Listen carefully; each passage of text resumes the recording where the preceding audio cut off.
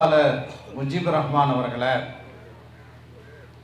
உரையாற்றி அமர்ந்திருக்கின்ற மாநில அமைப்பு செயலாளர் பழனி ஃபாரூக் அவர்களை, இந்த நிகழ்விலே பங்கு கொண்டிருக்கின்ற மார்க்சிஸ்ட் கம்யூனிஸ்ட் கட்சியினுடைய மாநில செயற்குழு உறுப்பினர் என்னுடைய நெஞ்சம் நிறைந்த தோழர் கனகராஜ் அவர்களை, மார்க்சிஸ்ட் கம்யூனிஸ்ட் கட்சியினுடைய நகர செயலாளர் அருமை சகோதரர் கந்தசாமி அவர்களை, மார்க்சிஸ்ட் கம்யூனிஸ்ட் கட்சியினுடைய மாவட்ட செயற்குழு உறுப்பினரும் முன்னாள் நகரமன்ற தலைவருமான ராசமாணிக்கம் அவர்களை, விடுதலை சிறுத்தைகள் கட்சியினுடைய மாவட்ட நிர்வாகிகள் பொதினி வளவன் அவர்களை, திருமாறன் அவர்களை, மண்டல துணை செயலாளர் ஜலால் முகமது அவர்களை, தமிழ் புலிகள் மாவட்ட செயலாளர் தர்மராஜ் அவர்களை, மறுமலர்ச்சி திராவிட முன்னேற்ற கழகத்தினுடைய ஒன்றிய செயலாளர் செல்வம் அவர்களை, இந்த நிகழ்வை மிக சிறப்பாக ஏற்பாடு செய்திருக்கின்ற திராவிட முன்னேற்ற கழகத்தினுடைய ஒன்றிய செயலாளர் சாமிநாதன் அவர்களை, பேரூர் செயலாளர் அபுத்தாகிர் அவர்களை, சின்னத்துறை அவர்களை, இந்த பகுதியைச் சேர்ந்த 24வது வார்டு நகரமன்ற உறுப்பினர் ஷாகுல் அமீத் அவர்களை, 22வது வார்டு நகரமன்ற உறுப்பினர் பாபு இந்த ஃபஸ்லுர் ரஹ்மான் அவர்களை, தொண்டரணி துணை அமைப்பாளர் தாஜுதீன் அவர்களை, 23வது வட்ட செயலாளர் அபுத்தாகிர் அவர்களை, மாவட்ட சிறுபான்மை அணி அமைப்பாளர் ரம்ஜான் சேட் அவர்களை, நகர சிறுபான்மை துணை அமைப்பாளர் இளமதி அவர்களை, நகர சிறுபான்மை அமைப்பாளர் ஜாகிர் ஹுசேன் அவர்களை, 22வது வட்ட திமுகவை சேர்ந்த கோலி இமாம் அவர்களை, நகர இளைஞரணி துணை செயலாளர் சின்னவர் என்ற அப்துல் ரஹ்மான் அவர்களை, ஜான் பஷீர் அவர்களை, ராஜா அவர்களை, பெருந்திரளாக இங்கே கூடியிருக்கின்ற கண்ணியத்திற்குரிய தாய்மார்களே, பெரியவர்களே, அன்பிற்கினிய சகோதரர்களே, சகோதரிகளே, உங்கள் அனைவர் மீதும் இறைவனின் பேரருள் பொழியப்படட்டும் என்று பிரார்த்தித்து என்னுடைய உரையினை தொடங்குகின்றேன். பழனி ஃபாரூக் அவர்கள் குறிப்பிட்டது போல, ஏப்ரல் 19ஆம் தேதி நடைபெறவிருக்கின்ற நாடாளுமன்ற தேர்தல் மற்றொரு தேர்தல் அல்ல. இந்துக்கள், முஸ்லிம்கள், கிறிஸ்தவர்கள், இடதுசாரிகள், கடவுள் நம்பிக்கை இல்லாதவர்கள் என்று அனைவரும் ஒரு சேர நின்று ஆங்கிலேய ஏகாதிபத்தியத்தை வீழ்த்தி விடுதலை பெற்றது இந்தியா. இன்றைக்கு ஏப்ரல் 14, இன்றைய தினம் புரட்சியாளர் அம்பேத்கர் அவர்களுடைய பிறந்த தினம். புரட்சியாளர் அம்பேத்கர் அவர்களுடைய மேற்பார்வையில் இந்திய அரசமைப்பு சட்டம் உருவாக்கப்பட்டது. அந்த அரசமைப்பு சட்டம் விடுதலை போராட்ட வீரர்களுடைய கனவுகளை எல்லாம் மெய்ப்படுத்தக்கூடிய வகையில் இந்தியா ஒரு ஜனநாயக நாடாக, மதசார்பற்ற நாடாக, மாநிலங்களுடைய உரிமைகளை எல்லாம் பேணக்கூடிய ஒரு நாடாக உருவாக்கப்பட்டது. ஆனால் கடந்த 10 ஆண்டுகளாக ஒன்றியத்திலே ஆட்சி செய்து கொண்டிருக்கின்ற பாஜக அரசமைப்பு சட்டத்தினுடைய இந்த விழுமியங்களை எல்லாம் ஒவ்வொன்றாக சிதைத்து வரக்கூடிய நிகழ்வுகளை எல்லாம் நாம் பார்த்து இருக்கின்றோம். எனவே இந்த தேர்தல் என்பது இந்தியாவை காப்பாற்றுவதற்கான தேர்தல். விடுதலை போராட்ட வீரர்கள் கனவு கண்ட அந்த இந்தியாவை, காந்தியடிகள் கனவு கண்ட இந்தியாவை, அம்பேத்கர் கனவு கண்ட இந்தியாவை, கண்ணியத்திற்குரிய காயிதே மில்லத் இஸ்மாயில் சாஹிப் கனவு கண்ட இந்தியாவை காப்பாற்றக்கூடிய ஒரு தேர்தல் இந்த தேர்தல் என்பதை மறந்து விடாதீர்கள். வேறு வார்த்தைகளிலே சொல்ல வேண்டும் என்றால், வேண்டாம் வேண்டாம், மீண்டும் மோடி வேண்டாம். இதுதான் இந்த தேர்தலில் நம்முடைய லட்சியமாக இருக்க வேண்டும். அந்த அடிப்படையில் இன்றைக்கு ஒரு சிறப்பான கூட்டணி இந்தியா கூட்டணி என்று உருவாக்கப்பட்டு இருக்கின்றது. அந்த இந்தியா கூட்டணியில் காங்கிரஸ் கட்சி இருக்கின்றது, திராவிட முன்னேற்ற கழகம் இருக்கின்றது, மார்க்சிஸ்ட் கம்யூனிஸ்ட் கட்சி, இந்திய கம்யூனிஸ்ட் கட்சி, விடுதலை சிறுத்தைகள், மறுமலர்ச்சி திராவிட முன்னேற்ற கழகம், இந்தியன் யூனியன் முஸ்லீம் லீக், மனிதநேய மக்கள் கட்சி, கொங்கு நாடு மக்கள் தேசிய கட்சி, மக்கள் நீதி மையம், இப்படியாக பல்வேறு கட்சிகளினுடைய ஓர் அணியாக இந்தியா கூட்டணி இன்று பலம் பெற்று வந்து கொண்டிருக்கின்றது. நாங்கள் மிக தெளிவாக இந்தியா கூட்டணி நாளை இந்தியா எப்படி இருக்க வேண்டும் என்பதை தெளிவாக உணர்ந்து மோடியோ பிஜேபியோ மீண்டும் ஆட்சிக்கு வந்துவிட கண்டிப்பாக கூடாது. அப்படி வந்துவிட்டால் இப்போதே மோடி என்ன சொல்கிறார்? இதுவரைக்கும் என்னுடைய 10 ஆண்டு கால ஆட்சி ஒரு ட்ரெய்லர் தான், ஒரு முன்மாதிரி தான், இனிதான் உண்மையான பணம் வரப்போகின்றது என்று சொல்கிறார். ட்ரெய்லரே இவ்வளவு கொடூரமாக இருந்தால் உண்மையான காட்சிகள் எவ்வளவு பெரிய கொடுங்கோன்மையாக, இந்தியா மக்கள் வாழக்கூடிய நாடாக, இந்தியா மக்கள் சுதந்திரத்தை அனுபவிக்கக்கூடிய ஒரு நாடாக இருக்குமா என்பது சந்தேகத்துக்குரியது. எனவே மிக தெளிவாக நாம் சொல்கின்றோம், நம்முடைய இந்த திண்டுக்கல் நாடாளுமன்ற தொகுதியில நாம் வெற்றி பெற வைக்க வேண்டிய ஒரே வேட்பாளர் அறிவான் சுத்தியல் நட்சத்திரத்தில் போட்டியிடக்கூடிய என் அருமை தோழர் சச்சிதானந்தம் மட்டுமே தான். இன்னைக்கு சிலர் பேசி வருகிறார்கள், சிலர் அதிமுகவினுடைய முதுகுக்கு மேலே ஏறிக்கொண்டு இன்றைக்கு பழனிசாமியினுடைய பின்னால அவருக்கு கூஜா தூக்கி கொண்டு இங்கே பேசி வருகிறார்கள். எம் மார்க்சிஸ்ட் கட்சி தோழர்களை எல்லாம் விமர்சித்து பேசி வருகிறார்கள். இப்படி பேசுவதற்கு உங்களுக்கு அருகதை இல்லை, உங்களுக்கு மனசாட்சியே இல்லை என்று சொல்ல விரும்புகின்றேன். கடந்த 10 ஆண்டுகளாக மோடி ஆட்சியிலே நடைபெற்ற கொடுங்கோன்மைகளுக்கு எதிராக களத்திலே நின்று சிறுபான்மை மக்களுக்கு ஒரு பாதுகாப்பு கேடயமாக வீதியிலும் நாடாளுமன்றத்திலும் சட்டமன்றத்திலும் முழங்கியவர்கள் மார்க்சிஸ்ட் கம்யூனிஸ்ட் கட்சியினுடைய தோழர்கள் என்பதை மறந்துவிட முடியுமா? தேசிய கட்சியா ஒரு கட்சி, அந்த கட்சி இன்னைக்கு ஒரு மாநில கட்சியினுடைய இரவல் சின்னத்தில் போட்டியிடக்கூடிய நிலை. நாங்க தேசிய கட்சி அப்படிங்கிறாங்க. இந்த தேசிய கட்சியினுடைய லட்சணம் என்ன தெரியுமா? எனக்கு முன்னர் உரையாற்றிய ஃபாரூக் சில விஷயங்களை சொன்னார். நான் ஒன்றை சொல்ல விரும்புகின்றேன்.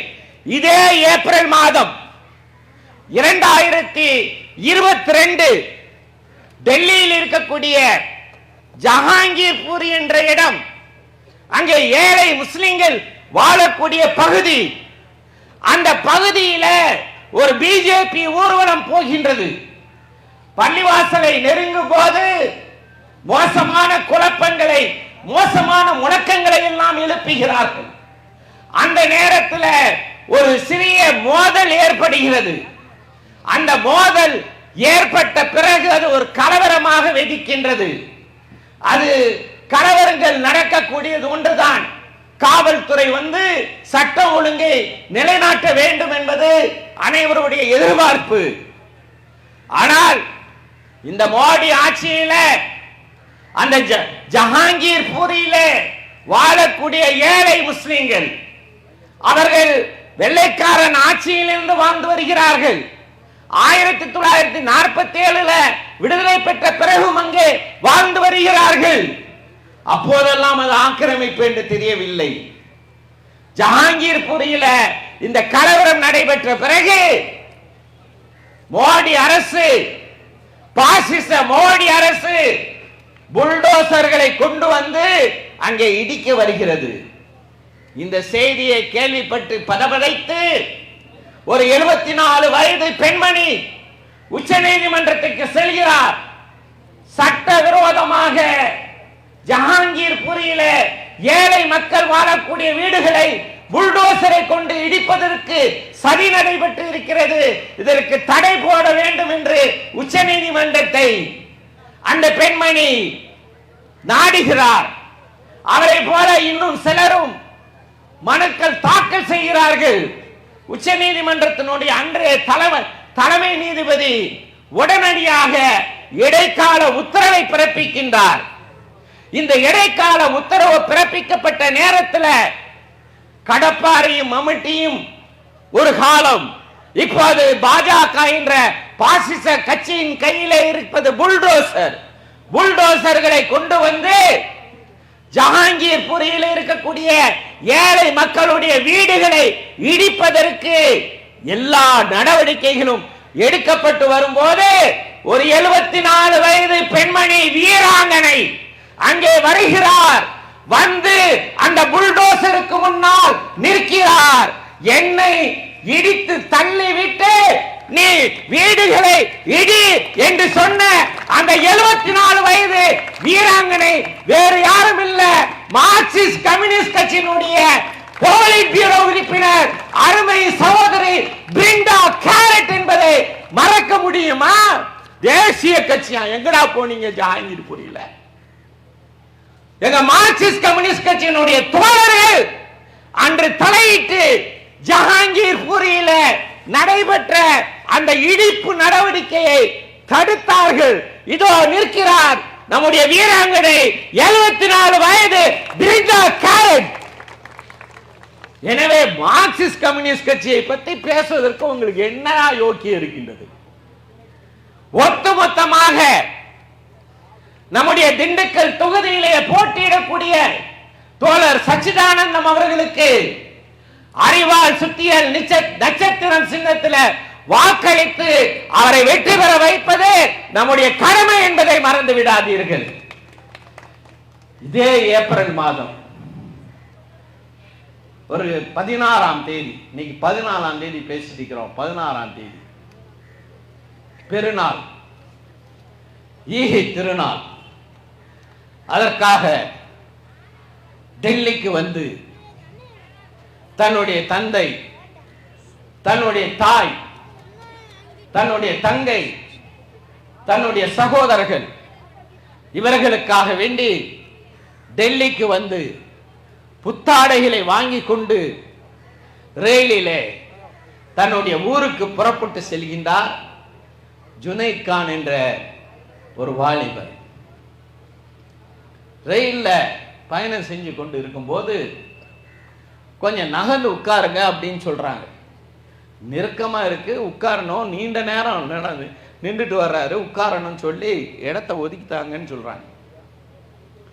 அப்போது ஏற்பட்ட தகராறும் பேர் என்ன, ஜுனைத் கான் என்ன வச்சிருக்கா பையில? புத்தாடைகள் இல்ல, மாட்டிறைச்சி வச்சிருக்கா அப்படின்னு சொல்லி அந்த ஜுனைத் கானை இந்த பாசிச கும்பல் ரயிலில் அடித்து கொள்கிறார்கள். பிளாட்பாரத்தில் அவர் உடல் தூக்கி வீசப்படுகிறது. அவருடன் வந்த 2 பேர்களுக்கும் மிகப்பெரிய அடி. தேசிய கட்சின்னு சொல்றாங்க பாருங்க, தேசிய கட்சின்னு சொல்லி மாநில கட்சிகிட்ட இன்னைக்கு சரண்டர் ஆயிருக்காங்களே, இவங்கெல்லாம் அங்க எங்க போனாங்க? அவர்களுடைய வீடுகளுக்கு சென்று ஆறுதல் சொன்னவர் மார்க்சிஸ்ட் கம்யூனிஸ்ட் கட்சியினுடைய தோழர் பிரிண்டா கேரட் என்பதை மறக்க முடியுமா?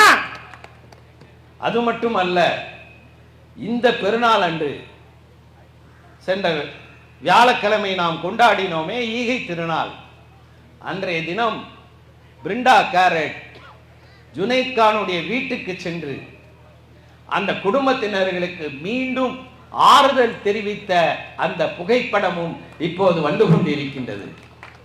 சிறுபான்மை மக்களுடன் தோளோடு நிற்கக்கூடியவர்கள் மார்க்சிஸ்ட் கம்யூனிஸ்ட் கட்சியினுடைய தோழர்கள் என்பதை மறந்து விடாதீர்கள்.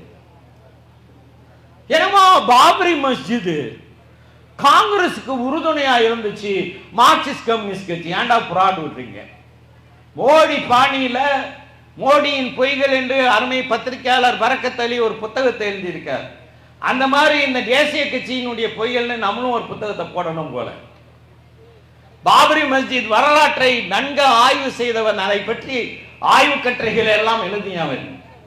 அந்த ஆய்வு கட்டுரைகளில் நான் மேற்கோள் காட்டக்கூடிய வரலாற்று ஆசிரியர்கள், அது சம்பகலட்சுமியாக இருந்தாலும் சரி, அதே போல இன்னும் ரொமிலா டாப்பராக இருந்தாலும் சரி, இன்னும் பல வரலாற்று ஆசிரியர்கள் அத்துணை பேரும் பாபரி மஸ்ஜித் இருந்த இடத்துல ஒரு கோயில் இருந்து அது இடிக்கப்படவில்லை, அது பள்ளிவாசலாக தான் இருந்தது.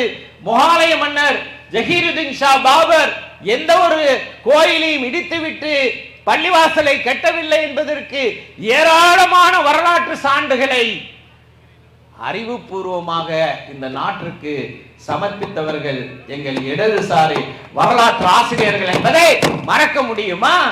ஏன் புராடு விடுறீங்க? அது மட்டுமல்ல, குடியுரிமை திருத்த சட்டம் வெக்கம் இல்ல. அதிமுகவுக்கு சேர்ந்து அவங்களோடு சங்கமமாவது வெக்கமா இல்ல? குடியுரிமை திருத்த சட்டம் அது ஒரு மசோதாவாக இருந்து மக்களவையில லோக்சபால நிறைவேற்றப்படுவதற்கு பிஜேபிக்கு மெஜாரிட்டி இருந்தது, நிறைவேற்றினார்கள். ஆனால் மாநிலங்களவையில் அவங்களுக்கு மெஜாரிட்டி இல்லை. மாநிலங்களவையில் இந்த குடியுரிமை திருத்த மசோதா சட்டமாவதற்கு யார் காரணமாக இருந்தார்கள்? அதிமுகவினுடைய 10 எம்பிக்களும், அதே போல பாட்டாளி மக்கள் கட்சியினுடைய அன்புமணி ராமதாசும் இன்று பாஜகவோடு சங்கமமாக இருக்கிறாரே, அன்புமணி ராமதாஸ், இந்த 11 ஓட்டுகளும் தான் அது சட்டமாச்சு. அறிவுஜீவிகள் என்று நினைத்து கொண்டு முட்டாள்தனமான ஒரு விவாதத்தை இங்க எல்லாம் கிளப்பிட்டு வர்றாங்கன்னு நான் கேள்விப்பட்டேன். என்னன்னா, ஆம் ஆத்மி அவங்களும் குடியுரிமை திருத்த சட்டத்துக்கு ஆதரவா தானே ஓட்டு போட்டாங்க, அதே போல சிவசேனாவும் ஆதரவா தானே ஓட்டு போட்டுச்சு, அவங்களெல்லாம் இந்தியா கூட்டணியில இல்லையா அப்படின்னு கேட்கிறாங்க. அட முட்டா பயலுகளை, தமிழ்நாட்டில் இருக்கக்கூடிய 40 தொகுதிகள்ல ஏதாவது ஒரு தொகுதியில ஆம் ஆத்மி கட்சி வேட்பாளரை நிறுத்தி இருக்கிறதா?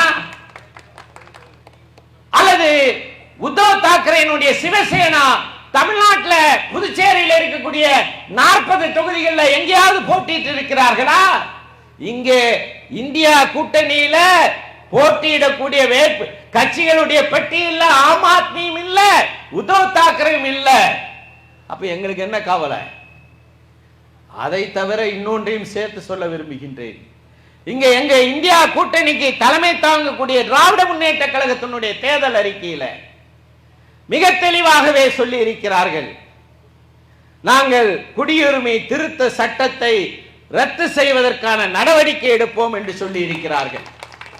மார்க்சிஸ்ட் கம்யூனிஸ்ட் கட்சியினுடைய தேர்தல் அறிக்கையில, இந்திய கம்யூனிஸ்ட் கட்சியினுடைய தேர்தல் அறிக்கையில, விடுதலை சிறுத்தைகள் கட்சியினுடைய தேர்தல் அறிக்கையில, மறுமலர்ச்சி திராவிட முன்னேற்ற கழகத்தினுடைய தேர்தல் அறிக்கையில குடியுரிமை திருத்த சட்டத்துக்கு எதிரான நிலையை எடுத்திருக்கிறாங்க. அப்போ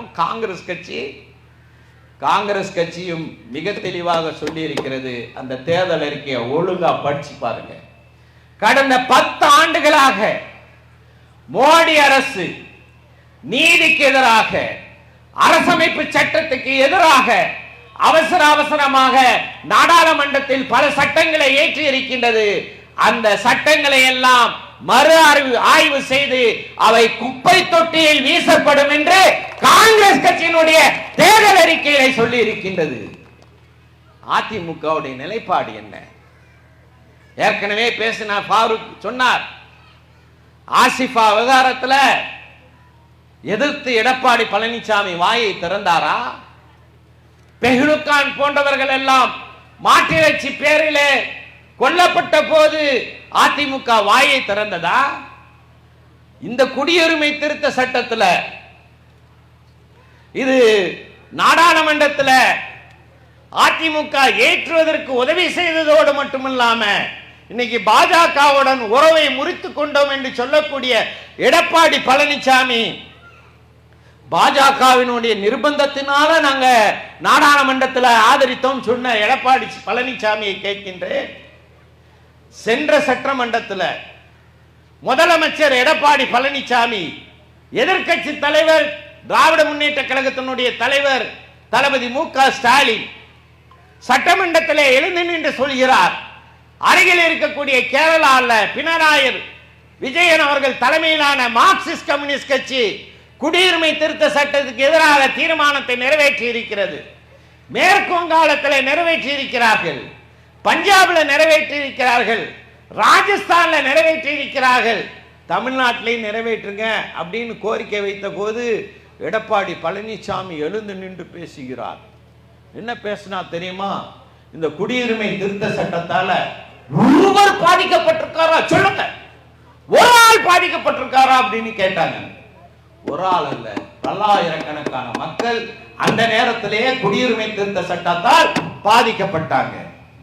பங்களாதேஷில் இருந்து வரக்கூடிய கொடுமைக்கு இலக்காகி வரக்கூடிய முஸ்லிம் அல்லாதவர்களுக்கெல்லாம் குடியுரிமை, ஆப்கானிஸ்தானில் இருந்து வரக்கூடியவர்களுக்கெல்லாம் குடியுரிமை, பாகிஸ்தானில் இருந்து வரக்கூடியவர்களுக்கெல்லாம் குடியுரிமை, கூப்பிடக்கூடிய தூரத்தில் இருக்கக்கூடிய நம்முடைய தொப்புள் கொடி தமிழ் உறவுகள் வாழக்கூடிய இலங்கையில சிங்கள பேரினவாதத்தால் பயங்கரவாதத்தால் பாதிக்கப்படக்கூடிய தமிழர்கள் அங்கிருந்து நம்முடைய தமிழ் மண்ணிலே தமிழ்நாட்டிலே தஞ்சம் புகுந்து அகதி முகாம்களிலே இருக்கின்றார்களே, அவர்களுக்கு குடியுரிமை வழங்குவதற்கு வழிவகுக்காத சிஏஏ சட்டத்துக்கு ஆதரவு தெரிவித்தவர் தான் இந்த எடப்பாடி பழனிசாமி. சரி, அது போட்டோம். ஆட்சி மாறியது, காட்சி மாறியது. முதலமைச்சர் இருக்கையிலே நம்முடைய திராவிட முன்னேற்ற கழகத்தினுடைய தலைவர் தளபதி மு.க. ஸ்டாலின் அவர்கள் அமர்ந்திருக்கின்றார். எதிர்கட்சியில வரிசையில அமர்ந்திருக்கக்கூடியவர் அதிமுகவினுடைய பொதுச் செயலாளர் எடப்பாடி பழனிசாமி. நாங்கள் எல்லாம் முன் வரிசையில சட்டமன்றத்தில் இருக்கின்றோம், நம்முடைய தோழர்களும் உண்டு. அப்போது செப்டம்பர் 8, 2021 முதலமைச்சர் எழுந்து நின்று தமிழ்நாட்டில் குடியுரிமை திருத்த சட்டத்தை நாங்கள் அமல்படுத்த மாட்டோம், குடியுரிமை திருத்த சட்டத்தோடு சேர்ந்திருக்கக்கூடிய என்பிஆர், என்ஆர்சி இவையெல்லாம் தமிழ்நாட்டுக்குள்ள நுழைவதற்கும் அமல்படுத்துவதற்கும் அனுமதிக்க மாட்டோம் என்று ஒரு தீர்மானத்தை முன்மொழிகிறார். எடப்பாடி பழனிசாமி அவர்களே, உங்க மனசாட்சி குறுகுறுக்கணும்ல. எடப்பாடி பழனிசாமியை விட அவங்களுக்கு பூஜா தூக்கி இன்னைக்கு அவர்களை தோல்ல சுமந்து அல்லது அவர்கள் தோளில ஏறி வரக்கூடிய இரட்டை இலையில நிற்கக்கூடியவர்களுக்கு மனசாட்சி இருந்துச்சுன்னா, எடப்பாடி பழனிசாமி என்ன செஞ்சா தெரியுமா? அதிமுக சபையை விட்டு ஓடி விட்டார்கள், வெளிநடப்பு செய்து விட்டார்கள். இப்படி வெட்கக்கெட்டது. இதுல என்ன தெரியுமா? இந்த திண்டுக்கல் தொகுதியில அதிமுகவில் தஞ்சம் அடைந்தவர்கள் சட்டசபை முற்றுகை போராட்டம் நடத்துறாங்க. எடப்பாடி பழனிசாமி நாங்க மன்னிக்கவே மாட்டோம். ஒரு தீர்மானம் கேரளாவில் நிறைவேற்றி இருக்கின்றார்கள், மற்ற மாநிலங்களில் நிறைவேற்றி இருக்கிறாங்க, இங்க தமிழ்நாட்டில் நிறைவேற்ற வேண்டியது தானே. இதை எதிர்த்து நாங்க போராட்டம் நடத்துறோம், போராட்டம் வேற நடத்தினாங்க. எனவே அருமை வாக்காளர் பெருமக்களே, இப்படியாக எடப்பாடி பழனிசாமிக்கும் எடப்பாடி பழனிசாமியோடு சங்கமமாகி அவருக்கு பூஜா தூக்கக்கூடியவர்கள் இன்றைக்கு ஓட்டு கேட்டு வரும்போது இந்த கேள்விகளை எல்லாம் நீங்கள் கேட்க வேண்டும். ஒரு நல்ல மாற்றம் வர வேண்டும். நமது சின்னம், நமது சின்னம், நமது வேட்பாளர் சச்சிதானந்தம் அவர்களை ஆயிரக்கணக்கான லட்சக்கணக்கான வாக்கு வித்தியாசத்தில் வெற்றி பெற வைக்குமாறு கேட்டு விடைபெறுகின்றேன். நன்றி.